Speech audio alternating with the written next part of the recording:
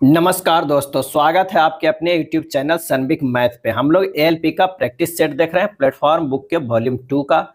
आज practice set number 17 देखेंगे। तो बिना समय गवाए आइए शुरू करते हैं पहले प्रश्न से। पहला प्रश्न कह रहा है कि ईडन गार्डन क्रिकेट मैदान निम्नलिखित में से किस शहर में स्थित है? ईडन गार्डन, और इसका आंसर हो जाएगा ऑप्शन डी, कोलकाता में। पश्चिम बंगाल की राजधानी कोलकाता में स्थित है। ईडन गार्डन की स्थापना जो है वो कब हुआ था? तो 1864 ईस्वी में हुआ था। यह भारत का सबसे पुराना और दूसरा सबसे बड़ा क्रिकेट स्टेडियम है। सबसे बड़ा क्रिकेट स्टेडियम जो है वो मोदी क्रिकेट स्टेडियम है, और वो कहाँ है? तो वो अहमदाबाद में है। ईडन गार्डन को भारतीय क्रिकेट का मक्का कहा जाता है। यहाँ पहला टेस्ट मैच जो है 1934 ईस्वी में इंग्लैंड और भारत के बीच आयोजित हुआ था, और 2001 भारत और ऑस्ट्रेलिया टेस्ट श्रृंखला में बीबीएस लक्ष्मण ने इसी ईडन गार्डन मैदान पर जो है वो 281 रन बनाया था।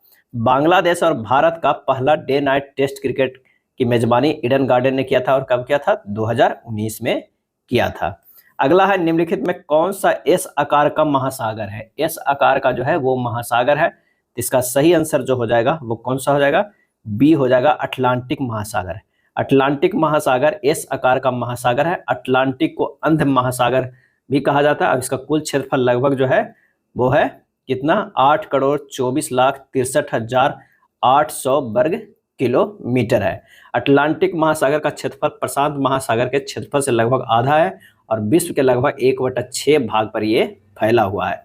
अटलांटिक महासागर उत्तर में ग्रीनलैंड से लेकर दक्षिण में अंटार्कटिका महासागर तक फैला हुआ है। यह भूमध्य रेखा के पास का जो सकरा है। अटलांटिक महासागर दक्षिण में सर्वाधिक चौड़ा है, और अटलांटिक महासागर में अन्य किसी महासागर की अपेक्षा अधिक महाद्वीपीय मग्र तट उपस्थित है।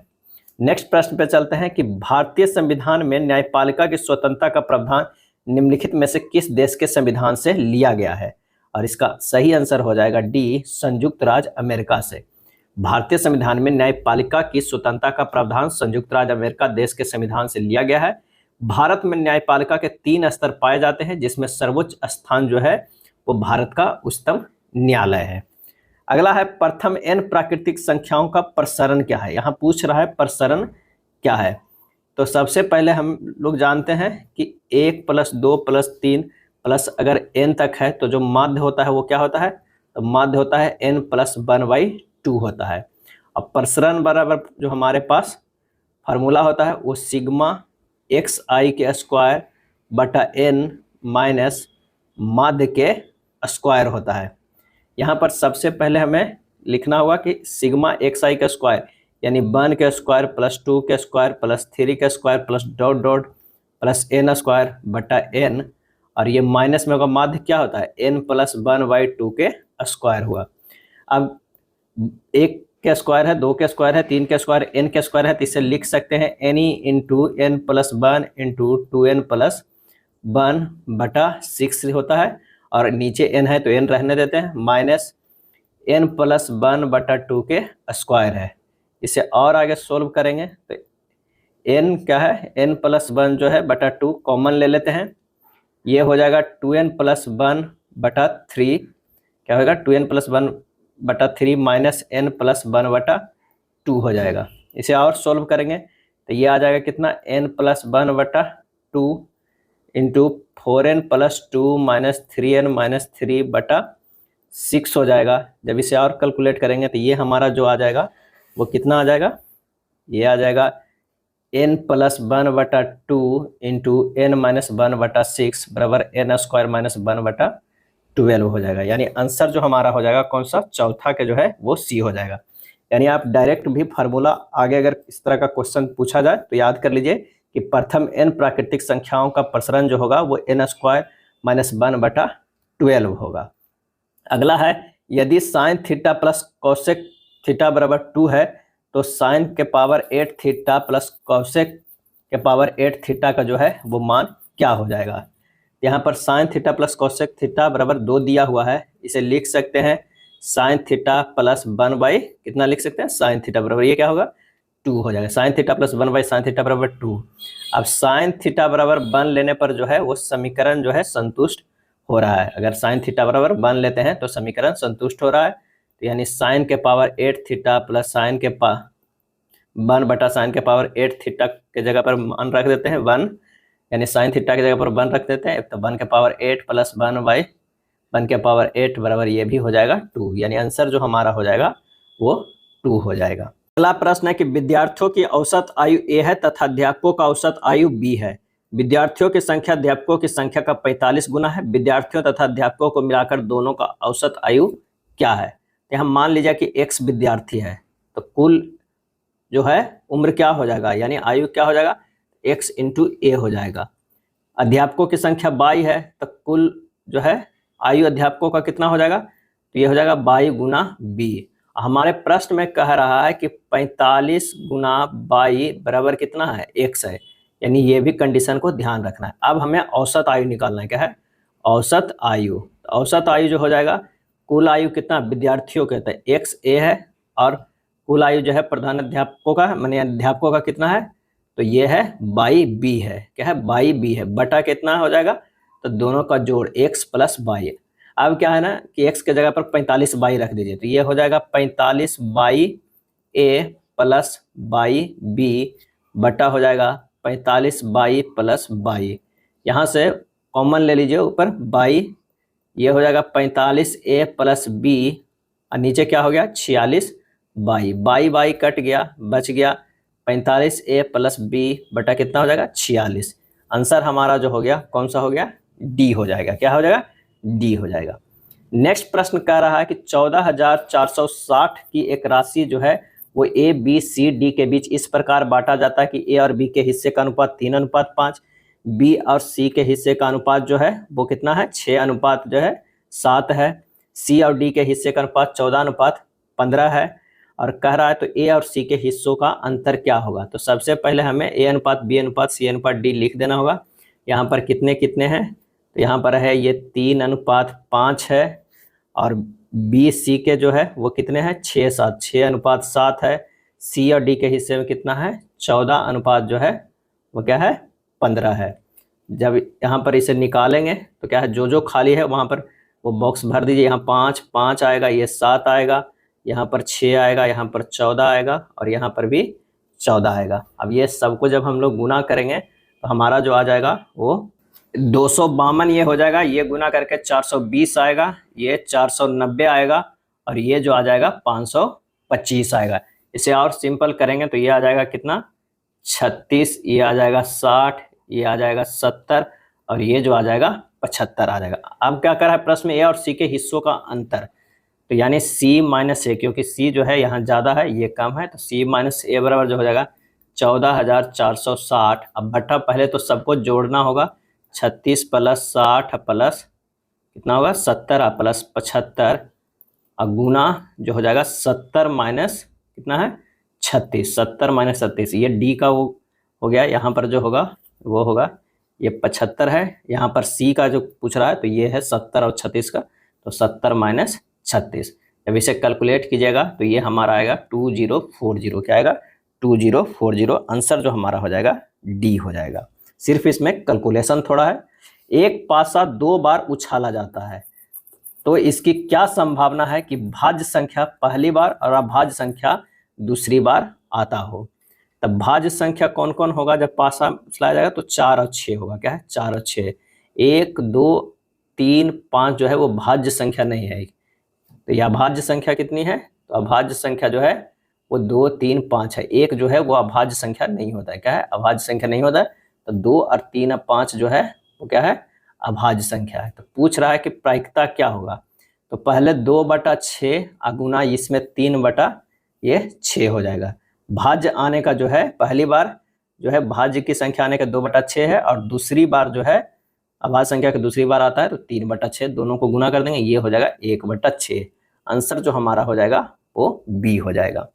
अगला प्रश्न कह रहा है कि इनमें से कौन सा तांबे का मुख्य अयस्क है। तांबे का जो मुख्य अयस्क है, सही आंसर हो जाएगा बी चाल्कोपाइराइट। क्या है चाल्कोपाइराइट तांबे का मुख्य अयस्क है, और इसका जो फार्मूला होता है सूत्र होता है CuFeS2, CuFeS2।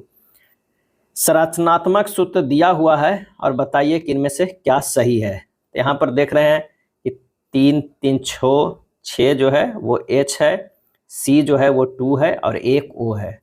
यहाँ भी क्या है C2 है, 3 2 5 1 6 H है और एक O है, यानी दोनों सेम है, बस स्ट्रक्चर डिफरेंस है। तो ये क्या हो सकता है, आइसोमेरिक कंपाउंड्स हो सकता है, यानी समावयवी यौगिक हो सकता है। तो दो समावयवी ये यौगिक है। यौगिक जिनके अणुसूत्र समान होते हैं परंतु संरचना सूत्र एवं उनके भौतिक तथा रासायनिक गुण भिन्न भिन्न होते हैं, समावयवी यौगिक कहलाते हैं। दोनों यौगिकों को अणुसूत्र समान है, यानी C2H6 है, एगो C2H5, मैंने C2H6 ही है दोनों, क्या है C2H6 ही है दोनों, और लेकिन इसका जो है स्ट्रक्चर अलग है, तो इसका नाम भी है जो अलग हो जाएगा। अगर इसका नाम देख रहे हैं तो इसका नाम हो जाएगा डाई मिथाइल ईथर। क्या है, ये ईथर शो कर रहा है, तो ये हो जाएगा di methyl ether, di methyl ether हो जाएगा। और ये जो है OH अल्कोहल शो करता है, तो ये हो जाएगा इथाइल अल्कोहल। क्या है, इथाइल अल्कोहल, इथाइल जो है अल्कोहल हो जाएगा। ये डाई मिथाइल ईथर और इथाइल अल्कोहल हो जाएगा, यानी दोनों समावयवी यौगिक है, आइसोमेरिक कंपाउंड्स है। किसी पदार्थ की उष्मा धारिता अनंत है, इसका अर्थ क्या है, इसका सही जो अर्थ हो जाएगा वो हो जाएगा कौन सा, C, ताप में कोई परिवर्तन नहीं होता है, चाहे उष्मा ली जाए अथवा छोड़ी जाए। अनंत उष्मीय क्षमता यह बताती है कि प्रायोगिक रूप से ताप में कोई परिवर्तन नहीं होगा, चाहे उष्मा ली जाए या अथवा छोड़ी जाए। किसी पदार्थ की तापमान उष्मा प्रवाह की दिशा बताता है। एक सोनार में समुद्री जल से संचारित ध्वनि की चाल भी प्रस्रव्य जो है वो सिग्नल के संचरण एवं प्राप्ति के बीच के समय अंतराल T और प्रस्रव्य ध्वनि द्वारा तय की गई कुल दूरी 2D के बीच क्या संबंध है। तो सोनार समुद्री जल में संचारित ध्वनि की चाल जो होता है वो भी समय अंतराल दिया हुआ है T, तो प्रस्रव्य ध्वनि द्वारा तय की गई दूरी जो है वो क्या है 2D है। तो कुल दूरी बराबर जो हो जाएगा, कुल दूरी बराबर जो हो जाएगा वो 2D बराबर V इंटू T होता है, यानी आंसर जो हमारा हो जाएगा वो D हो जाएगा। कभी कभी पूछ लिया जाता है कि सोनार का पूरा नाम क्या है, तो ये इसका जो पूरा नाम हो जाएगा वो sound navigation, sound navigation and ranging. क्या है, साउंड नेविगेशन एंड रेंजिंग। अगला है तरल पदार्थ का क्वथनांक किस प्रकार बढ़ता है, तरल पदार्थ का, और इसका सही आंसर हो जाएगा ऑप्शन B, वायुमंडलीय दाब बढ़ने पर। क्या है, वायुमंडलीय दाब बढ़ने पर। जिस निश्चित ताप पर कोई द्रव उबलता है वह क्वथनांक कहलाता है, और किसी द्रव का ताप बढ़ाने से उसका वाष्प दाब बढ़ता है, और जब द्रव का वाष्प दाब वायुमंडलीय दाब के बराबर हो जाता है तो द्रव उबलने लगता है। अगला है कथन एवं निष्कर्ष का, सभी भूमि रिक्त है। सभी जो ये क्या है, ये भूमि है, और वो सभी भूमि क्या है, तो ये हो जाएगा रिक्त। क्या है, रिक्त। कोई भूमि लड़की नहीं है, यानी ये जो हो जाएगा ये लड़की हो जाएगा। क्या है, लड़की। सभी रिक्त भूमि है, गलत। सभी लड़कियां रिक्त है, ये भी गलत। आंसर हमारा हो जाएगा C, कोई भी निष्कर्ष अनुसरण नहीं करता है। दी गई आकृति के उस सही दर्पण प्रतिबिंब का चयन कीजिए जो दर्पण PQ को उस आकृति की दाईं ओर पर रखने पर बनेगा। यहाँ पर जब इसे सोल्व करेंगे तो आंसर जो हमारा हो जाएगा वो कौन सा हो जाएगा, C हो जाएगा। कि C हो जाएगा, इधर से ही ये त्रिभुज बनेगा, यहाँ से हम जाएगा, इधर होगा, इधर होगा, और ये इधर आएगा, ये इधर, और ये नीचे, इस तरह ही होगा। आंसर हमारा C होगा। निम्नलिखित प्रश्न में दिए गए विकल्पों में से उस आकृति का चयन कीजिए जिसे प्रश्न चिन्ह के स्थान पर रखा जा सकता है। यहाँ पर देख प्लस है, ये इधर आता है, एक और माइनस हो जाता है, फिर और इधर प्लस आता है, H आ जाता है, फिर और यहाँ पर R हो जाता है। आगे जो हमारा हो जाएगा ये चला जाएगा कहाँ पर, यहाँ पर, यानी ये जो प्लस है वो यहाँ आ जाएगा, यहाँ माइनस हो जाएगा, यहाँ H हो जाएगा, यहाँ R हो जाएगा। अब जो हमारा आंसर हो जाएगा वो कौन सा हो जाएगा, D हो जाएगा, यानी S जो आ जाएगा तो कहाँ पे आ जाएगा, यहाँ पर। क्या है, यहाँ पर। तो आंसर हमारा D हो गया। अगला है निम्नलिखित विकल्पों में से उस विकल्प का चयन कीजिए जो तीसरे शब्द में ठीक उसी प्रकार संबंधित है जिस प्रकार दूसरा शब्द पहले शब्द से है। तो यहाँ जासूस, सुराग, वैज्ञानिक। सही जवाब हो जाएगा ऑप्शन B, प्रयोग। जिस प्रकार जासूस का कार्य सुराग ढूंढना है उसी प्रकार वैज्ञानिक का कार्य क्या है, प्रयोग करना है। निम्नलिखित विकल्पों में दी गई श्रृंखला में लुप्त संख्या ज्ञात करना है। 50 से जो है यहाँ 52 जा रहा है, यानी 2 का बढ़ोतरी हो रहा है। 52 से 56 जा रहा है, यानी 4 का हो रहा है। 56 से 64 8 का हो रहा है। 64 से 80 16 का हो रहा है, यानी 2 दूनी 4, 4 दूनी 8, 8 दूनी 16, और 16 दूनी 32, यानी 80 और 32 कितना हो जाएगा, 112। आंसर हमारा आ जाएगा B। एक आदमी की तस्वीर की ओर इशारा करते हुए राखी ने कहा, राखी कहता है एक आदमी की इशारा करते हुए, आदमी की तरफ इशारा करते हुए कहता है कि वह मेरे बेटे, यानी इसका कोई बेटे हैं, यानी वह मेरे बेटे की माँ का भाई है, उस आदमी का राखी से क्या संबंध है, राखी से संबंध है तो वो भाई हो जाएगा। आंसर हमारा जो हो जाएगा ए हो जाएगा। अंग्रेजों ने अवध पर कब कब्जा कर लिया था, सही जवाब हो जाएगा ऑप्शन ए 1856 ईस्वी में। बाजिद अली शाह अवध का अंतिम नवाब था। इनके कार्यकाल में लॉर्ड डलहौजी ने 1854 ईस्वी में आउट्रम की रिपोर्ट के आधार पर कुशासन का आरोप लगाकर अवध को 1856 ईस्वी में अंग्रेजी साम्राज्य में मिला लिया। बाजिद अली शाह को नजरबंद कर कलकत्ता में रखा गया। बाजिद अली शाह का कब्र जो है वो कलकत्ता स्थित सिब्बैतनाबाद इमामबाड़ा में है। बाजिद अली शाह ठुमरी में जो निपुण थे। और अवध राज्य का कभी कभी संस्थापक पूछ देता है, तो वो कौन थे, तो वो थे अवध राज्य के संस्थापक, वो थे शहादत खान। क्या है, शहादत खान। शहादत खान जो थे संस्थापक थे। अगला है, निम्नलिखित में से किसे नाट्य शास्त्र की रचयिता माना जाता है, और इसका सही आंसर हो जाएगा डी, भरत मुनि को। भरत मुनि को नाट्य शास्त्र का रचयिता माना जाता है। नाट्य शास्त्र में भरत मुनि नाटक के 3 तत्व होते हैं। पहला विषय वस्तु यानी पाठ, दूसरा नेता अर्थात अभिनेता, और तीसरा जो है वो रस होता है। आचार्य भरत मुनि ने अपने नाट्य शास्त्र की उत्पत्ति ब्रह्मा से मानी है। इनके नाट्य शास्त्र को एक अतिरिक्त वेद, 5वां वेद माना जाता है। अगला है, cathedral of Mary help of Christians Bharat के किस राज्य में स्थित है। Cathedral of Mary help of Christians Bharat के किस राज्य में स्थित है, और इसका सही आंसर हो जाएगा ऑप्शन सी, मेघालय में स्थित है। और यह चर्च शिलोंग में स्थित है, मेघालय की राजधानी शिलोंग में। यह रोमन कैथोलिक आर्चडियोज का कैथेड्रल है। Santa cruise basilica fort Kochi में स्थित है। अगर कभी कभी पूछ लिया जाए कि सांता क्रूज बेसिलिका फोर्ट कहाँ है, तो कोच्चि में स्थित है। निम्न आंकड़ों का बहुलक क्या होगा, निम्न आंकड़ों का जो है वो बहुलक क्या होगा, तो सबसे अधिक आवृत्ति किसकी है, तो सबसे अधिक 16 है, वो किसकी है, तो 7 की है। क्या है, 7 की है। तो इसका बहुलक जो हो जाएगा वो 7 हो जाएगा। क्या है, 7 हो जाएगा। नेक्स्ट प्रश्न है कि 3 सेंटीमीटर त्रिज्या वाली एक गोलाकार गेंद 5 सेंटीमीटर की त्रिज्या वाले एक ऊर्ध्वाधर बेलन में भरे हुए पानी में डूबी हुई है। यह मानते हुए कि गेंद पूर्णतः पानी में डूबी हुई है, जल स्तर में होने वाली वृद्धि ज्ञात करना है। तब माना कि जल स्तर में जो वृद्धि है वो कितना हो जाएगा, h सेंटीमीटर ऊंचाई हो जाएगा। अब हो जाएगा यहाँ पर क्या, तो गोला का आयतन बराबर हो जाएगा विस्थापित पानी का जो है, विस्थापित पानी का आयतन हो जाएगा। क्या है, विस्थापित पानी का आयतन। गोला का आयतन 4/3 पाई r क्यू यानी 3 के क्यू हो जाएगा, बराबर हो जाएगा पाई इंटू 5 के स्क्वायर गुना h हो जाएगा। h बराबर हो जाएगा 36/25 यानी 1.44 सेंटीमीटर। आंसर हमारा कौन सा आ गया, वो ए आ गया। क्या है, ए आ गया। अगले प्रश्न पे चलते हैं। अगला प्रश्न कह रहा है कि 8400 की एक धनराशि को ए और बी के बीच इस प्रकार बांटा जाता है कि 15% वार्षिक ब्याज की दर पर ब्याज की गणना 8 मासिक चक्रवृद्धि आधार पर करने पर 2 वर्ष के अंत में ए को मिलने वाली धनराशि 2.2/3 वर्ष के अंत में बी को मिलने वाली धनराशि के बराबर है। दी गई धनराशि में ए का हिस्सा जो है वो कितना है। तो यहाँ पर कह रहा 8 माह संयोजित होने पर जो आर हो जाता है वो 15 गुना 8/12 यानी 10% हो जाएगा। T1 जो हो जाएगा वो 2 गुना 12/8 यानी 3 वर्ष हो जाएगा। क्या है, 3 8 या 24 महीना होगा, 8 महीना का है तो 3 वर्ष हो जाएगा।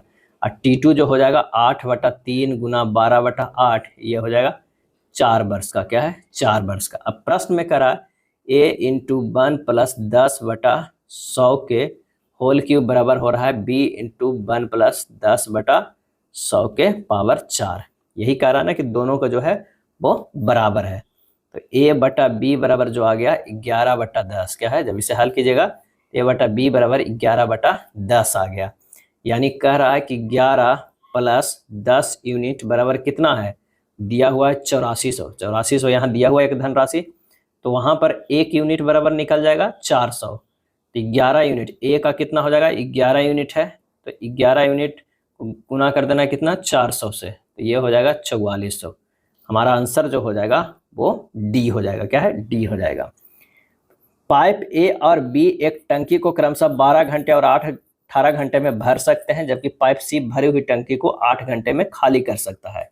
ए और बी को 4.5 घंटे के लिए खोला जाता है और फिर बंद कर दिया जाता है। सी अकेले इस टंकी को कितने घंटे में खाली कर देगा। यानी हमारे पास ए है, बी है और सी है। एक 12 घंटा में, एक 18 घंटा में, एक 8 घंटा में खाली करता है।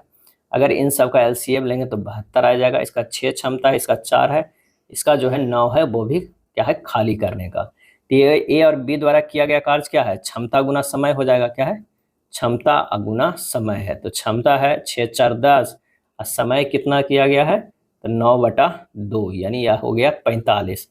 अब कह रहा है कि कितना समय में वो खाली कर देगा, तो पूरा कार्य जो हुआ है 45, खाली करने की क्षमता कितना है, 9, यानी 5 घंटा में। आंसर हमारा हो जाएगा सी हो जाएगा।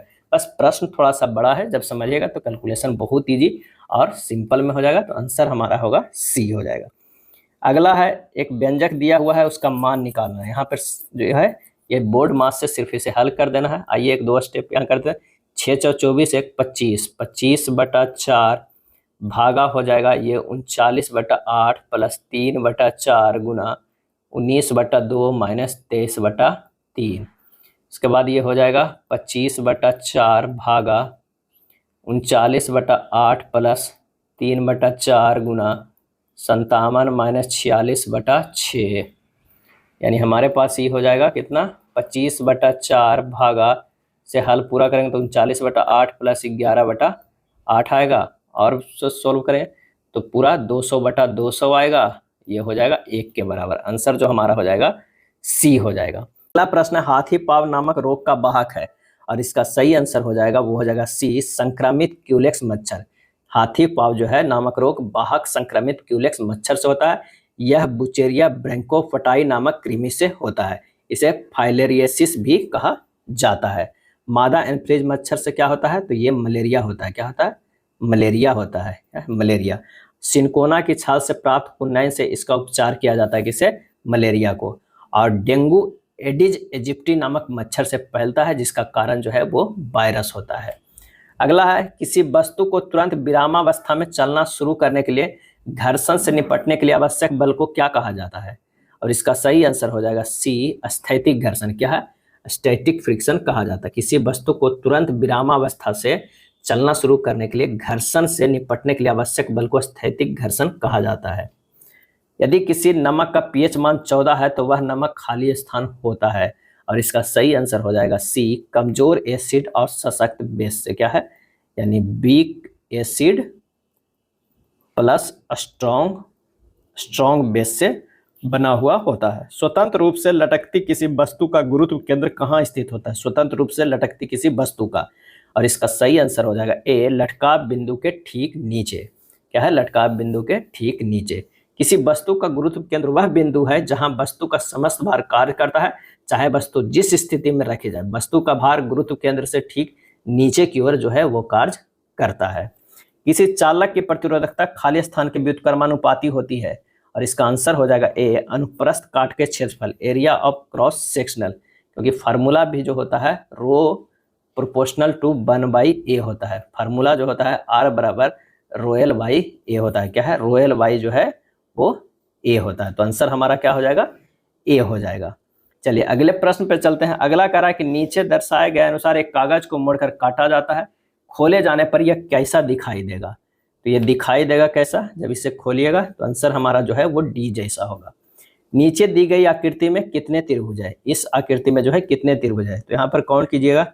एक ये त्रिभुज है, एक बड़ा वाला त्रिभुज है, 2 त्रिभुज हमारे पास हो गया, एक ये त्रिभुज है 3, एक ये त्रिभुज है 4, कितना हो गया 4, एक ये त्रिभुज है 5, एक ये त्रिभुज है 6, और एक यहाँ से वाला लेंगे ये 7, और एक और जो है वो इन तीनों से लेंगे तो 8। आंसर जो हमारा आ जाएगा कौन सा आ जाएगा, ए, 8 त्रिभुज होगा। कितने त्रिभुज, 8 त्रिभुज होंगे। अगला प्रश्न है कि निम्नलिखित 4 अक्षर समूहों में से 3 किसी एक निश्चित प्रकार से समान है, एक असंगत है, उसे बताना है। यहाँ पर देख रहे हैं कि टी से क्यू जो है वो -3 गया है, और क्यू से पी है जो -1 है, एक से भी जो है ये -2 है, अब भी से यू जो है -1 है, सी से ए जो है -2 है, और ए से जेड है -1 है, यानी -2 -1 है, तो ये भी यही होगा। हमारा जो संगत हो रहा है वो कौन सा हो रहा है, ए मिल जा रहा है, तो आंसर हो जाएगा ए हो जाएगा।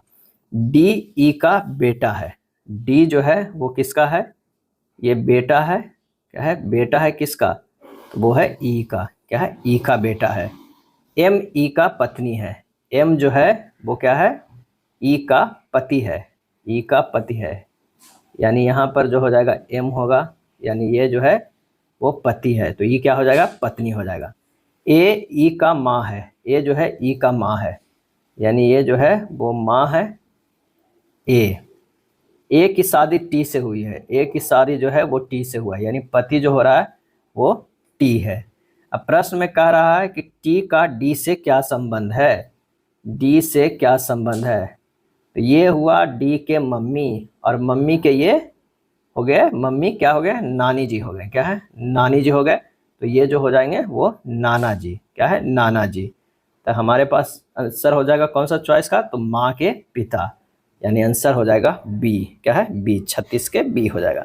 यदि शब्द स्ट्रेंज के प्रत्येक अक्षर को अंग्रेजी वर्णमाला के क्रम में व्यवस्थित किया जाए तो कितने अक्षरों का स्थान अपरिवर्तित रहेगा, यानी सबसे पहले लिखेंगे स्ट्रेंज, क्या है, स्ट्रेंज, उसके बाद हम क्या करेंगे, उसको अंग्रेजी वर्णमाला के क्रम में सजाएंगे, तो ये हो जाएगा ए ई G N R S T. यहाँ पर देख रहे हैं कि कौन सा चेंज नहीं हो रहा है, इसका आंसर जो हो जाएगा किसी का भी नहीं जो है अपरिवर्तित हो रहा है, यानी सबका परिवर्तित हो रहा है, तो आंसर हमारा हो जाएगा ए।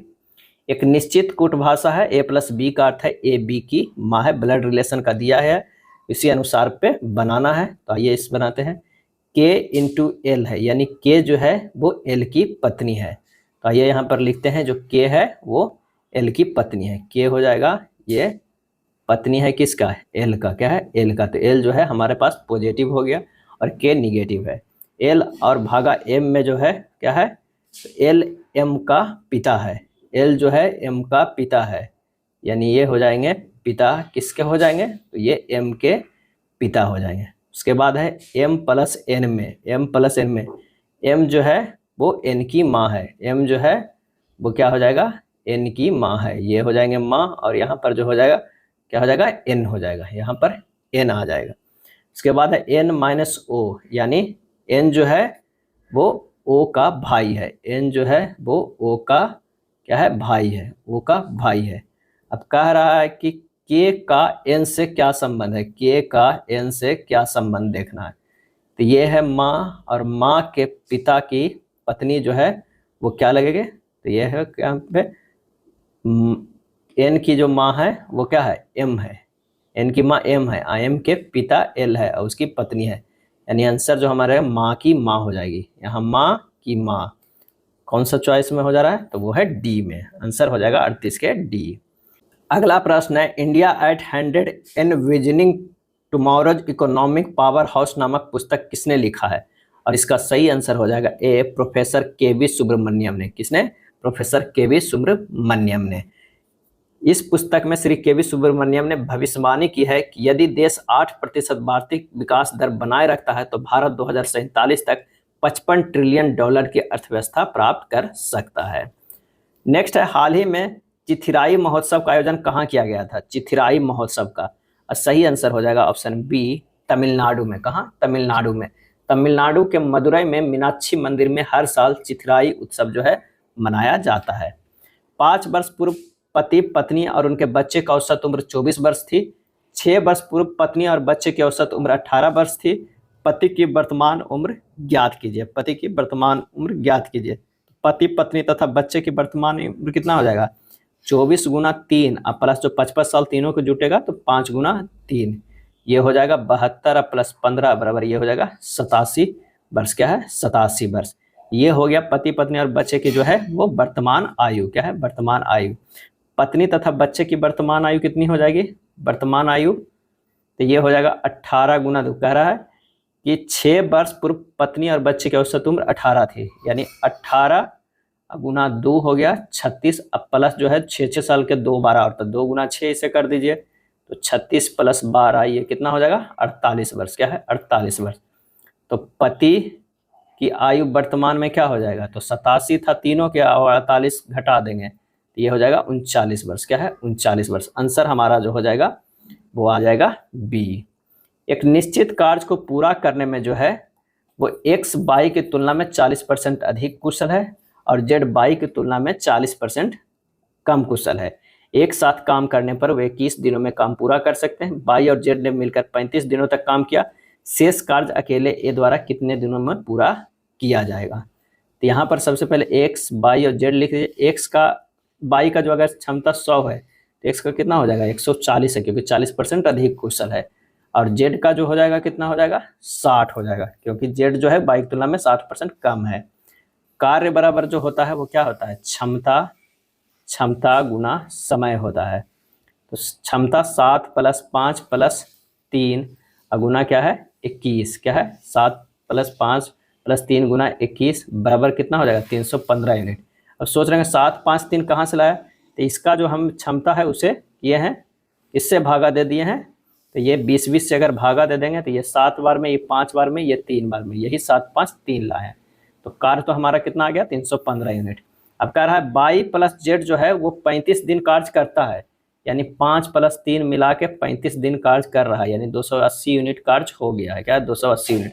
अब 315 में से 280 घटा लीजिए तो ये हमारा बच जाएगा कितना? 35 यूनिट। अब 35 यूनिट को जो है अकेले ए को करना है, तो 35 क्षमता कितना है? ए का 7 है, तो 35 और 7 से भागा दे देंगे, 5 दिन लगेगा। आंसर हमारा जो हो जाएगा वो बी हो जाएगा। क्या है? बी हो जाएगा।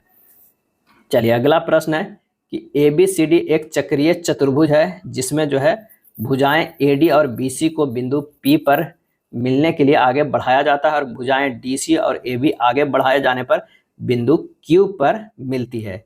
यदि कोण A बराबर 60 डिग्री है और कोण ABC बराबर 72 डिग्री है तो कोण DPC माइनस कोण BQC का मान क्या होगा? प्रश्नानुसार यहाँ पर फिगर ड्रॉ कर दिया गया है। अब कोण A बराबर जो दिया हुआ है 60 डिग्री और कोण ABC बराबर जो दिया हुआ है 72 डिग्री। क्या है? 72 डिग्री दिया हुआ है। कोण ABC बराबर 72 डिग्री दिया हुआ है। अब हमें निकालना है, चूंकि ABCD एक चक्रीय चतुर्भुज है तो कोण A बराबर, कोण A प्लस कोण C बराबर कितना हो जाएगा? 180 डिग्री। तो कोण C बराबर कितना हो जाएगा? 180 माइनस 60 डिग्री बराबर 120 डिग्री। यहाँ पर 120 कर दिया गया है, 120 डिग्री। और कोण जो है DCP बराबर हो जाएगा 180 डिग्री माइनस 120 डिग्री बराबर ये कितना हो जाएगा? 60 डिग्री। और कोण CDA बराबर जो हो जाएगा 180 डिग्री माइनस 72 डिग्री बराबर ये हो जाएगा 108 डिग्री। कोण CDA बराबर हो जाएगा 60 डिग्री और प्लस x जो यहाँ पर माने हैं ये x, तो 60 डिग्री प्लस x, तो x डिग्री बराबर जो हो जाएगा कितना? तो वो है 48 डिग्री। क्या है? 48 डिग्री। अब हमें निकाल देना है क्या है? तो कोण जो है कोण त्रिभुज AQD में निकालना है। तो y बराबर जो हो जाएगा वो 180 डिग्री माइनस हो जाएगा ये 60 डिग्री प्लस 108 डिग्री, यानी ये हो जाएगा कितना? 12 डिग्री। क्या है? 12 डिग्री। तो अब जो है कोण DPC माइनस कोण BQC बराबर है x माइनस y, यानी 48 डिग्री माइनस क्या हो जाएगा? 12 degree. 48 degree minus 12 degree equal to जो हो जाएगा वो 36 डिग्री हो जाएगा। क्या है? 36 डिग्री। और यहाँ जो निकाले हैं y बराबर 180 माइनस 60 प्लस 108 वो कितना आया था? 12 डिग्री। तो आंसर जो हमारा हो जाएगा वो 36D हो जाएगा। क्या है? D हो जाएगा। अगला है, एक शहर की जनसंख्या पहले वर्ष जो है वो 30% बढ़ी और अगले वर्ष 15% कम हो गई। यदि वर्तमान संख्या 11,050 है तो 2 वर्ष पहले की जनसंख्या कितनी थी? हमें यह निकालना है। तो यहाँ पर निकाल देंगे कि माना कि 2 वर्ष पहले जनसंख्या कितनी थी? x थी। क्या है? x थी 2 वर्ष पहले जनसंख्या। अब प्रश्न में x गुना 130% और गुना 85% बराबर हो जाएगा 11,050। x बराबर हो जाएगा 11,050 और गुना 100 अब बटा ये हो जाएगा 130 गुना 85, क्योंकि 130% 85% है तो इसलिए 100 आया। हमारा हो जाएगा 1 पर 4 शून्य यानी 10,000। आंसर जो हमारा हो जाएगा वो सी हो जाएगा, क्योंकि करा पहले वर्ष 30% बढ़ी और अगले वर्ष 15% कम हो गई, तो यही 130% बढ़ा और 85% जो है वो कम हो गया। तो कितना हो जाएगा हमारा आंसर?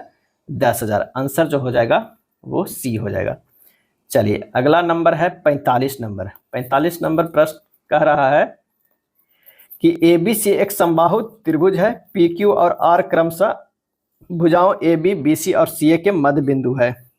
यदि त्रिभुज ABC की भुजा की लंबाई 8 सेंटीमीटर है तो त्रिभुज PQR का क्षेत्रफल हमें ज्ञात करना हो। तो यानी यहाँ पर ABC एक जो है समबाहु त्रिभुज बना लेंगे। सबसे पहले A बी सी। उसमें कह रहा है पी क्यू आर क्रमशः भुजाएं ए बी पर जो है वो पी है, यानी यहाँ पर जो है वो पी है, इस तरह का एक बना हुआ है, यानी ये हो जाएगा पी, यहाँ पर जो हो जाएगा क्यू और यहाँ पर आर हो जाएगा। अब कह रहा है कि त्रिभुज एबीसी की भुजाओं की लंबाई 8 सेंटीमीटर है, 8 सेंटीमीटर है, तो त्रिभुज पी क्यू आर का क्षेत्रफल क्या हो जाएगा, तो ये क्षेत्रफल हो जाएगा 1/4 इंटू त्रिभुज ए बी सी का क्षेत्रफल। जो अंदर वाला ये होता है, इसका जो क्षेत्रफल होता है वो क्या होता है, 1/4 होता है पूरा त्रिभुज का, क्योंकि एक पार्ट ये हो गया, दूसरा पार्ट ये हो गया और तीसरा ये हो गया, और एक बीच वाला रहता है, 4 होता है, 4 भागों में बांटा जा रहा था। एक भाग को निकालेंगे तो जितना त्रिभुज है उसका क्षेत्रफल निकाल के 4 से डिवाइड कर देंगे, एक भाग हमारा आ जाएगा। तो यहाँ पर हो जाएगा कितना, 1/4 गुना √3/4 गुना 8 के स्क्वायर, यानी 4√3 सेंटीमीटर स्क्वायर हो जाएगा, 4√3 सेंटीमीटर स्क्वायर सी हो जाएगा। नेक्स्ट है, निम्नलिखित में कौन सा अनुमस्तिष्क के लिए सही नहीं है, अनुमस्तिष्क के लिए सही नहीं है। आंसर हो जाएगा बी, यह बोलने, देखने, सूंघने, स्वाद लेने, सुनने, बुद्धिमत्ता इत्यादि जैसी गतिविधियों को नियंत्रित करता है, ये जो है अनुमस्तिष्क के लिए सही नहीं है।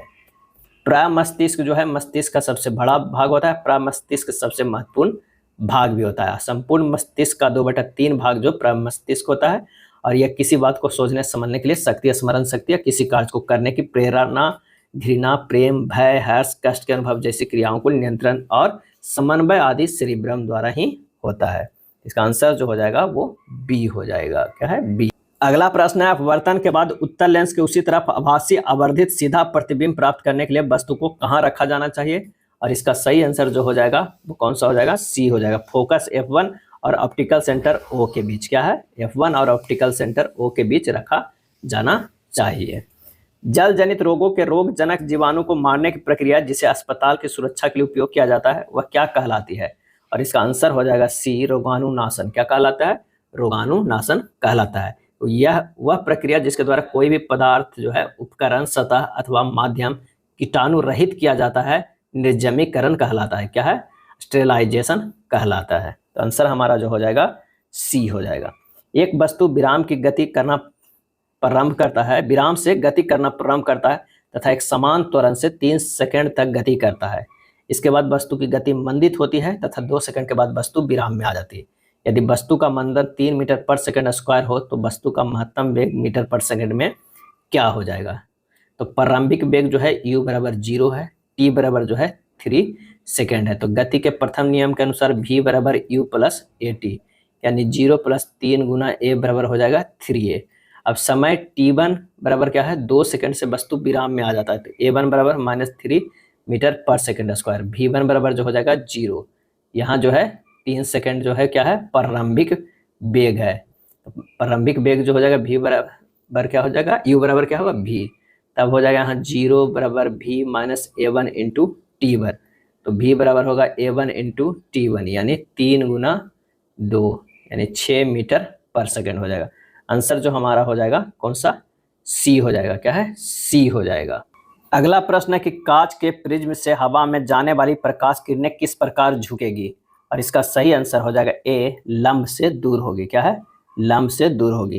कांच के प्रिज्म से हवा में जाने वाली प्रकाश किरणें किस प्रकार झुकेगी, तो जो होगा लंब से दूर जाएगी। यदि प्रकाश की किरण विरल माध्यम से सघन माध्यम में प्रवेश करती है तो अभिलंब की ओर चली जाती है, और यदि प्रकाश की किरण सघन माध्यम से विरल माध्यम में प्रवेश करती है तो अभिलंब से जो है वो कहाँ होती है, दूर चली जाती है। 51 क्या है, यदि 11 अक्टूबर 1969 को शनिवार है तो 29 नवंबर 1977 को सप्ताह का कौन सा दिन होगा। तो हमें सबसे पहले जो है 11 अक्टूबर से लेके 1969 से निकालना है कहाँ तक, 11 अक्टूबर 1977 ईस्वी तक। तो इसमें कितने हो गए, 8 साल हो गए। क्या है, 8 साल हो गए। तो हमारा ये जो हो जाएगा 8 जो है यहाँ पर, और उसमें से कौन कौन सा जो लीप ईयर्स आ जाएगा, तो एक तो आ जाएगा 72 आ जाएगा और एक आ जाएगा 76 आ जाएगा, 2 लीप ईयर हो जाएगा, यानी हमारे पास 10 साल आ गए। क्या है, 10 साल आ गए। अब यहाँ से 11 10 तो विषम दिन ये हो गया। अब 11 अक्टूबर से हमें जाना है कहाँ तक, 29 नवंबर तक। क्या है, 29 नवंबर तक। तो अक्टूबर जो है वो भी लगता है 31 दिन का, तो 31 दिन में से 11 घट जाएगा तो 20 दिन ही होगा। तो अक्टूबर खत्म हो गया। नवंबर फिर कितना है, 29 जुटेगा, अब प्लस 10 जो हमारा विषम दिन इधर आया था साल वाला, तो ये जोड़ दीजिए 29, 20 और 10, अब बटा 7 से भागा दे दीजिए, ये 59/7 आ जाएगा। ये हो जाएगा 3 विषम दिन आ जाएगा, कट कर क्या है 3 विषम दिन आ जाएगा, यानी जो कटेगा वो कितना था 56 तक ही कटेगा, ये 3 विषम आ गया। अब आगे जा रहे हैं तो कौन सा दिन था, शनिवार था, शनिवार अब प्लस 3 दिन क्या होगा, रविवार, सोमवार, मंगलवार। आंसर जो हमारा हो जाएगा वो मंगलवार हो जाएगा, क्या है मंगलवार हो जाएगा। एक बार फिर से इसे समझिए, 11 अक्टूबर 1969 से 11 अक्टूबर 1977 तक में 8 साल हुआ, तो 8 विषम दिन प्लस 2 लीप ईयर्स आया तो 2 जुट गया, यानी 8 2 10 हमारे पास आ गया विषम दिन। ये वर्ष का तो कैलकुलेट कर लिया, अब महीना के कैलकुलेट कीजिए। तो 11 अक्टूबर के तो पूरा अक्टूबर बचेगा, तो 20 दिन ये बचा, अब प्लस 29 नवंबर को देखना है तो 29 दिन ये देखे, अब प्लस 10 जो है वो वर्ष वाला ऑलरेडी हम ला चुके हैं, बस इसे 7 से भागा दिए हैं, वही किया गया है। आंसर हमारा आ गया मंगलवार।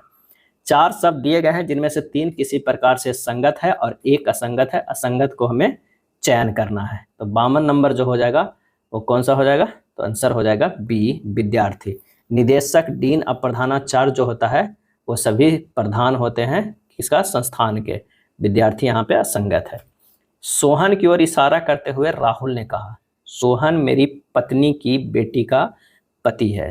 क्या है, जो सोहन है वो मेरी पत्नी की बेटी का पति है। सोहन का राहुल से क्या संबंध है, राहुल से, तो ये हो जाएगा मतलब आंसर जो हमारा हो जाएगा वो हो जाएगा दामाद। क्या है, राहुल से क्या संबंध है, तो राहुल ही तो सोहन की ओर इशारा करते हुए राहुल बोल रहा है कि मेरी पत्नी का है, तो वो दामाद ही हो जाएगा। आंसर हो जाएगा डी।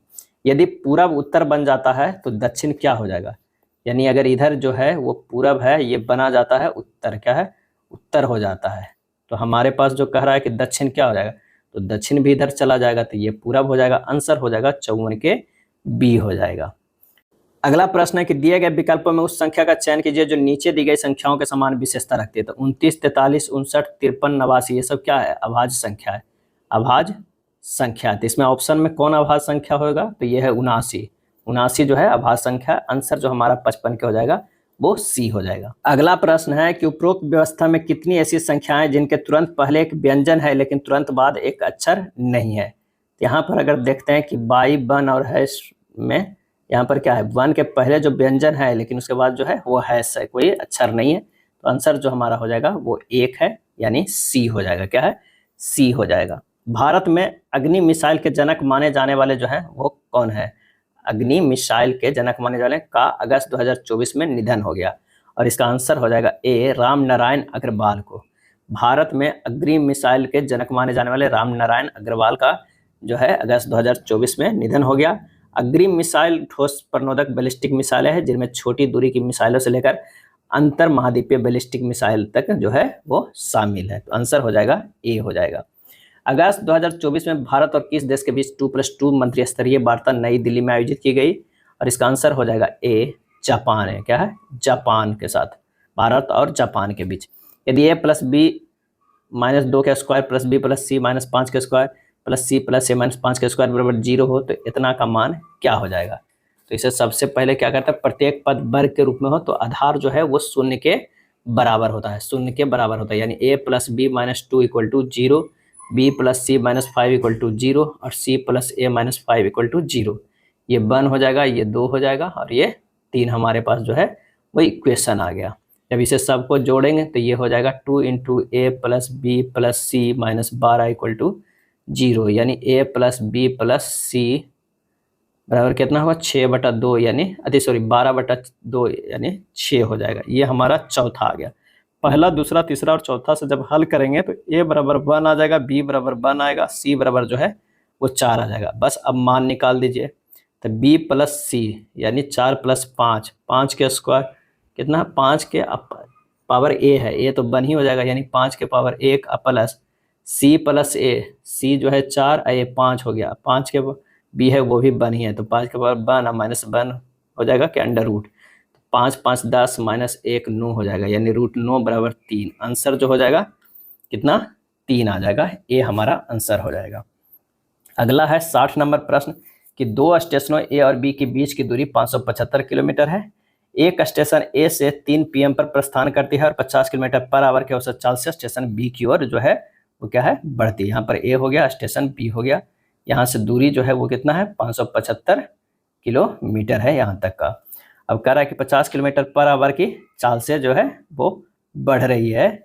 एक दूसरी स्टेशन 20 से 3:30 बजे, कितना है, 20 से 3:30 PM में, इधर जो चला था कितना, 3 बजे चला था, तो प्रस्थान करती है और 60 किलोमीटर पर आवर के औसत चाल से, कितना है, 60 किलोमीटर पर आवर औसत चाल के स्टेशन ए की ओर बढ़ती है। स्टेशन ए से कितनी दूरी पर यह ट्रेनें एक दूसरे से मिलेगी? तो सबसे पहले तो हमें क्या है, आधा घंटा वो चल चुका है, यानी 25 किलोमीटर जो है चल चुका है। अब बचा कितना, 550 किलोमीटर, क्या है, 550 किलोमीटर बचा है। सापेक्ष चाल क्या हो जाएगा, सापेक्ष चाल जो है वो हो जाएगा कितना, तो हमारा हो जाएगा 60 + 50 कितना हो गया, 110 किलोमीटर। 550 किलोमीटर चलना है, 110 के स्पीड से चल रहा है, ये हो जाएगा 5 घंटा, क्या है, 5 घंटा में ये दोनों मिलेगा, क्या है, 5 घंटा में जो है वो दोनों सफ़र करेगा। तो 5 घंटा कब से लगा है, 3:30 से अगर हम कहते हैं, तो यानी 5 घंटा और इन लोग चला है। और तो 5 घंटा अगर जोड़ लेते हैं 50 के हिसाब से तो कितना हुआ, 250 किलोमीटर, अब प्लस 25 किलोमीटर ऑलरेडी ए चल चुका है, यानी 275 किलोमीटर की दूरी पर मिलेगा। आंसर जो हमारा हो जाएगा 60 के कितना हो जाएगा, सी हो जाएगा, क्या है, 60 के सी हो जाएगा। एक बार फिर इसे समझने की कोशिश कीजिए। कह रहा है कि ए जो है 50 किलोमीटर पर आवर से चल रहा है, अब बी 60 किलोमीटर पर आवर से चल रहा है, लेकिन ए 3 बजे शुरू होता है, ये 3:30 बजे, तो आधा घंटा तो ऑलरेडी ये चल चुका है ना, यानी 25 किलोमीटर तो चल चुका है, 25 किलोमीटर चल चुका है और 575 किलोमीटर पूरा डिस्टेंस है, तो यानी यहाँ डिस्टेंस कितना हो गया, अब ये डिस्टेंस आ गया 550 किलोमीटर, यही हमें 550 किलोमीटर किए थे। अब सापेक्ष चाल कितना हो गया, ये भी 50 से चल रहा है, ये भी 60 से, दोनों एक दूसरे के सामने आ रहा है, यानी कहने का मतलब है कि जुड़ जाएगा, दोनों का स्पीड 110 हो गया, 550 किलोमीटर ही चलना है, तो ये हो जाएगा 5 घंटा में एक दूसरे को वो मिल जाएगा, क्या है, एक दूसरे को मिलेगा। अब 5 घंटा के बाद ये जब मिलेगा, आधा घंटा ये पहले शुरू हो चुका था, तो 5 घंटा के चाल 250 किलोमीटर, आधा घंटा पहले चला था 25 किलोमीटर, टोटल हो गया कितना, 275 किलोमीटर, यही हमारा आंसर लाया गया है। अगला प्रश्न है कि 16√2x³ + 81√3y³ भागा 2√2x + 3√3y बराबर ax² + by² + cxy है, तो 2a - 2b - 2√6c का मान क्या हो जाएगा?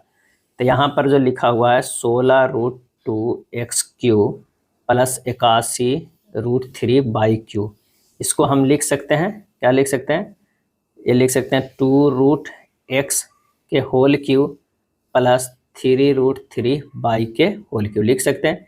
क्यों? क्योंकि अगर मान लिया कि इसे में कीजिएगा तो 2 × 2 × 2 और √2 × √2 × √2 और x³ तो ये अंदर होएगा, ये क्यू है, तो ये क्या, 2 × 4 4 × 8 हो जाएगा, √2 × √2 क्या हो गया, 2 हो गया, और गुना √2 8 दूनी 16, 16√2x³ आ गया।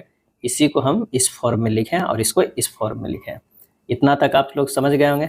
अब यहाँ क्या कर देना है हमें कि 2√2x के होल क्यूब + 3√3y के होल क्यूब बटा क्या है, 2√x + 3√3y इतना कर देना है। जब इसे a³ + b³ के फॉर्म में तोड़ेंगे तो ये हमारा जो टूट के आ जाएगा वो क्या आ जाएगा, ये टूट के आ जाएगा। अब बराबर हमारे पास यहाँ ये दिया हुआ है x² + b² + cxy है, ऊपर वाला को तोड़ते हैं सबसे पहले, तो ये टूट के आएगा 2√2x + 3√3y × 8x² + 27y² - 6√6xy बटा 2√2x + 3√3y बराबर हमें क्या करना है, दिया हुआ है x² + b² + cxy। अब हमें क्या करना है कि इसे और सिंपल करेंगे, तो ये हो जाएगा 8x² + 27 क्या है 27y² - 6√6xy बराबर आ रहा है x² + b² + cxy। अब यहाँ पर इक्वेट करके मान निकाल लीजिए, तो a बराबर 8 हो जाएगा, b बराबर जो है 27 और c बराबर हो जाएगा -6√6। अभी यही हमें मान रख देना है इसमें, जो ये इक्वेशन हमारा दिया हुआ है। तो ये हो जाएगा 2 × 8 - 3 × 27 और -2√6 प्लस जो हो जाएगा कितना हो जाएगा 2√6 इंटू हो जाएगा -6√6 हो जाएगा। इसे कैलकुलेट कीजिएगा तो आ जाएगा 7। यही हमारा जो है वो आंसर आ जाएगा। कौन सा आ जाएगा? वो बी हमारा जो है वो आंसर आ जाएगा। बी सही आंसर हो जाएगा। बस इसका मान रख देना है। अगला है 62 नंबर प्रश्न कि निम्नलिखित पाई चार्ट किसी कॉर्पोरेट कार्यालय में कर्मचारियों के विभिन्न आय समूहों को प्रतिशत बंटन को दर्शाता गया है। कॉर्पोरेट कार्यालय में कर्मचारी की कुल संख्या जो है वो कितनी है? तो वो है 2500। कितना है? 2500 है। अब अध्ययन करके 34 प्लस से 48 वर्ष तथा 58 प्लस वर्ष और उससे अधिक आयु समूहों के कुल संगत केंद्रीय कोण डिग्री में जो है वो कितना है? तो यहाँ पर अभिष्ट केंद्रीय कोण जो हो जाएगा वो कितना हो जाएगा? 30 + 10 बटा 100 गुना जो हो जाएगा 360 डिग्री। क्या है? 360, यानी हो जाएगा 40/100 गुना 360 डिग्री बराबर हो जाएगा 36 × 4 बराबर 144। क्या है? 144। 38 प्लस से 48 वर्ष, तो ये हुआ 30%। 58 प्लस से ये हो गया 10%। यही है 30 × 1 = 40, 144 हो जाएगा। क्या है? 144 हो जाएगा। चलिए, दिया गया बाद चार्ट 2015 में निर्मित टेलीविजन सेटों की संख्या 1000 में 5 अलग अलग कंपनियों जो है ABCDE जो है वो दिया गया है। 2015 में बेचे गए टीवी सेटों के प्रतिशत को प्रदर्शित करता है। चार्ट को ध्यानपूर्वक अध्ययन करें और उसके बाद दिए गए प्रश्न को उत्तर दीजिए कि कंपनी सी और डी द्वारा बेचे गए टीवी सेटों का औसत संख्या कंपनी ई द्वारा निर्मित टीवी सेटों की संख्या का कितना प्रतिशत है? अपना उत्तर दशमलव के एक स्थान तक सही देना होगा। तो यहाँ पर हो जाएगा कि कंपनी सी और डी द्वारा बेचे गए टीवी सेटों का औसत क्या हो जाएगा? तो 70/100 गुना 82 प्लस 56/100 गुना 85 बटा ये हो जाएगा क्या हो जाएगा? 2 हो जाएगा, यानी 57.4 प्लस 47.6 बटा 2 यानी 105/2 यानी 52.5। ई द्वारा निर्मित टीवी सेटों की संख्या कितना है? ई द्वारा तो ये है 58 है। तो अभिष्ट प्रतिशत कितना हो जाएगा? 52.5 बटा कितना में 58 गुना 100 बराबर 90.5%। 90.5%। आंसर कहाँ आ रहा है? वो ए में आ रहा है। क्या है? 63 के ए हो जा रहा है। अगला प्रश्न है 64 नंबर कि उत्प्लावन बल का खाली स्थान द्रव का घनत्व और आयतन पर निर्भर करता है। इसका सही आंसर हो जाएगा बी, परिमाण पे। क्या है? उत्प्लावन बल का परिमाण द्रव के घनत्व और आयतन पर जो है वो निर्भर करता है। उत्प्लावन बल बराबर होता है वस्तु द्वारा विस्थापित द्रव का भार, वस्तु का वायु में भार माइनस वस्तु का द्रव में भार। तो आंसर हमारा हो जाएगा बी। खाली स्थान को 4 भागों में विभाजित किया जाता है। इसका सही आंसर जो हो जाएगा 65 के वो हो जाएगा डी, हृदय को 4 भागों में विभाजित किया जाता है। निम्नलिखित में कौन सा कथन विस्थापन के परिमाण के बारे में सत्य है? सही जवाब हो जाएगा बी, यह तय की गई दूरी से कम या उसके बराबर हो सकता है। कास्टिक पोटास का रासायनिक सूत्र क्या होता है? और इसका सही आंसर जो हो जाएगा वो कौन सा हो जाएगा? तो ये हो जाएगा KOH। क्या है? KOH। बुझा हुआ चूना का जो फार्मूला होता है वो ये होता है बुझा हुआ चूना का। NaOH जो होता है कास्टिक सोडा का। क्या है? कास्टिक सोडा का। कास्टिक सोडा का NH4OH जो है वो किसका है? अमोनिया वाटर का। क्या है? अमोनिया वाटर का। एक बहुत बार पूछा जाता है milk of magnesia. Milk of magnesia, इसका जो फार्मूला होता है वो होता है MgOH के होल ट्वाइस होता है। एक मजदूर सीढ़ी पर चढ़ाई कर रहा है जब उसके सिर पर 10 kg का भार स्थित है। सीढ़ी से 20 पद है तथा एक स्टेप सीढ़ी में 0.2 मीटर ऊंचा है। मजदूर द्वारा भार उठाने में किया गया कार्य जो है वो होगा। यानी हमारे पास जो H आ जाएगा वो कितना है? वो 20 पद है। क्या है? 20 पद है। और 20 सीढ़ी की ऊंचाई H बराबर जो होगा 20 स्टेप गुना 0.2 बराबर 4 मीटर है, क्योंकि एक स्टेप की ऊंचाई 0.2 है। तो मजदूर द्वारा भार उठाने में किया गया कर तो MgH, M कितना है? 10 है, G भी 10 है, H 4 है, तो 400 जूल होगा। क्या है? 400 जूल। आंसर हमारा हो जाएगा C हो जाएगा। पृथ्वी देश राज्य, इसमें जो है सबसे बड़ा जो होगा वो पृथ्वी होगा। ये क्या हो जाएगा? ये पृथ्वी हो जाएगा। पृथ्वी के अंदर ही जो है वो आता है देश, और देश के अंदर जो ही आता है क्या होता है? राज्य। आंसर हमारा हो जाएगा C। 70 नंबर प्रश्न है कथन एवं धारणाएं के कमरे को रोगाणु मुक्त बनाए रखने के लिए कृपया आपातकालीन वार्ड से बाहर निकलते समय वार्ड के सभी दरवाजे बंद रखें। अस्पताल के आपातकालीन वार्ड के पास मौजूदा एक सूचना पट पे लिखा हुआ है।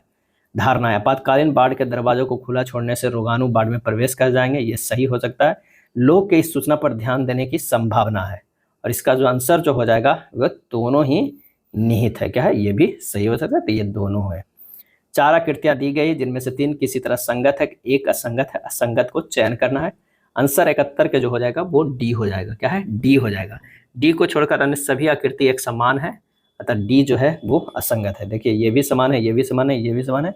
ये जो है थोड़ा डिफरेंस है। यहाँ पर देखिए ये है, यहाँ पर ये नहीं है, यहाँ पर ये है, ये है। तीनों संगत है लेकिन यहाँ पर ये है। तो ये हो जाएगा डी। क्या है? डी हो जाएगा। 72 नंबर प्रश्न, नीचे दिए गए चित्र में लुप्त अक्षर को ज्ञात करना है। लुप्त अक्षर, तो यहाँ पर जो है एम और जे में अगर करेंगे एम माइनस जे तो ये 13 होगा, ये 10 होगा। अंतर कितना है? 3 का। उसी तरह हमें अगर यहाँ पर वो कर देते आर और ओ में अंतर जो हो जाएगा वो 18 माइनस 15 कितना हो जाएगा? 3 हो जाएगा। आंसर हमारा कौन सा आ रहा है? ए होगा। 730 से 1001 कैसे किया गया है ये हमें देखना है। तो यानी 729 प्लस 1 लिख सकते हैं, बिल्कुल लिख सकते हैं। 729 प्लस 1 730, और 729 जो है वो कितना है? 9 के क्यू है। उसी तरह 1001 लिखा, उसे 1000 प्लस 1 लिख सकते हैं। ये जो है वो 10 के क्यू है। तो ये जो हो जाएगा 11 के क्यू, कितना हो जाएगा? 1331 प्लस 1। अगला जो होगा 12 के क्यू प्लस 1 हो जाएगा। 12 के क्यू जो हो जाता है वो 1728 हो जाता है, प्लस 1 1729। आंसर हो जाएगा ऑप्शन ए। 43 के जो है वो ए आ जाएगा। निम्नलिखित को एक सार्थक क्रम में व्यवस्थित करें। और इसका हो जाएगा पहले संक्रमण होगा, फिर रोग होगा, रोग का निदान होगा, उपचार होगा, स्वास्थ्य लाभ होगा। यानी आंसर होगा बी। नीचे दी गई आकृति में त्रिभुजों की संख्या ज्ञात करना है। इसमें से जो है कितने त्रिभुज है? इसका सही जवाब जो हो जाएगा बी। इसमें 17 त्रिभुज है। कितने त्रिभुज है? 17 त्रिभुज है। तो आंसर जो हमारा हो जाएगा बी हो जाएगा। यह था आरआरबी एएलपी का प्रैक्टिस सेट। वीडियो अच्छा लगा तो लाइक एंड शेयर कर दीजिएगा। धन्यवाद।